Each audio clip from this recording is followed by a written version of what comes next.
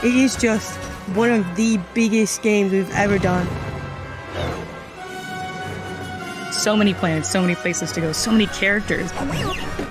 So much to do, there's so many different ways to do it. It's so funny. It's not the Lego Star Wars you knew.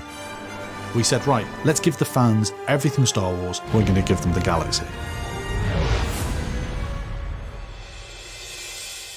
In LEGO Star Wars, The Skywalker Saga, we had an incredible opportunity to build planets. Planets that we'd been to in our imagination. Planets that we'd loved as fans of these stories across 9 movies. One of the big things we wanted to focus on when we started this game was freedom. We wanted to blur the lines between levels and open world exploration as much as possible in this game so that it felt like one big cohesive galaxy. The game itself is obviously episodic. As players play through those, they will unlock these wonderful planets that they'll get to explore. You can go from Tatooine to Coruscant, you can go to Bespin, you can go to Asian Kloss, you can go to Acto. The planets are where this game really comes to life. The sheer scale of this is off the chart. Being able to traverse the entire galaxy, going from all the planets that you would recognise from the films. We've just really tried to delve into making each planet feel like alive and unique to what it was in the film. We started by going through every planet, discussing colours and texture details. Each planet and location has got so much original, authentic Star Wars detail. We got new systems that gave us a lot more finite control. How the planets look, how the levels look, how the ships look, it all looks so good. There's also a couple of little details that people might not really observe straight away. One of them is the Lego weathering effect. When you have the players or vehicles transition through the environment, they become sort of dirtier. For example, Tatooine Desert, all the characters like have sand on their feet. It was really satisfying when you actually can play the game, whichever character you choose. We wanted to make sure that all the little crevices and all of the places like snow, mud, sand, all these elements would start to increase. You really do feel a part of that world. It's just fantastic. Away! Get out of here! I find it impossible to pick a favourite planet. I mean, there's so many great ones to choose from.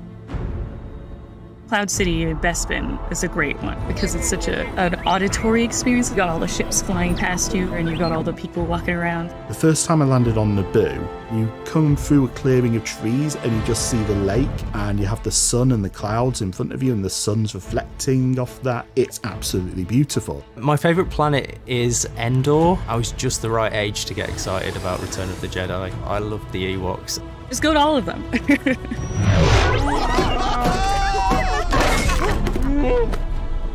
The world of LEGO Star Wars The Skywalker Saga needed to be alive, so we built a galaxy with space missions, with side quests, with all kinds of secret challenges wherever you go.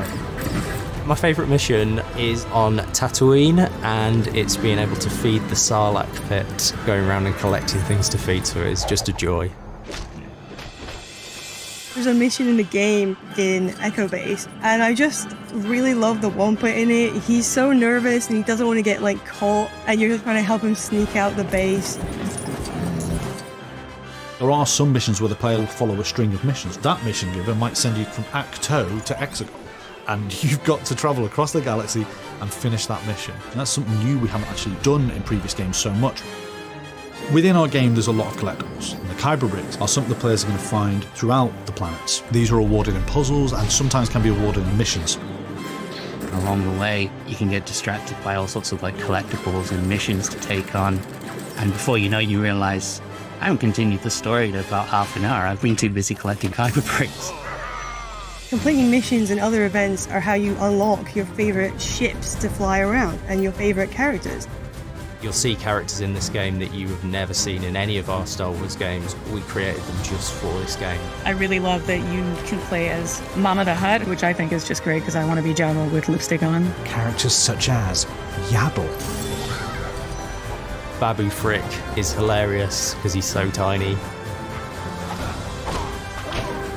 I am a huge fan of Star Wars, so I was so excited to be part of this. It was even more exciting to get to work on these planets I've loved seeing in the films and exploring them even more. The work that the team have put into it is incredible. I couldn't be prouder to have been part of this game.